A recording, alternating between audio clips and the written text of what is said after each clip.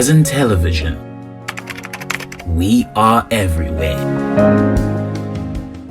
Officials of the Lagos State Building Control Agency and the Lagos State Environmental and Special Offences Unit Task Force have commenced the demolition of buildings on Banana Island that are in contravention of the Lagos State Urban and Regional Planning Development Law 2019.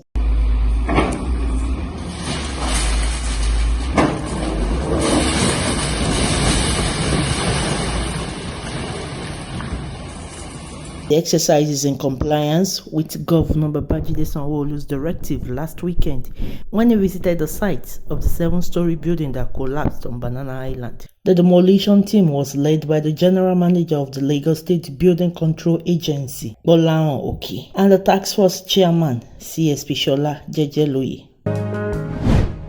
Present television. We are everywhere.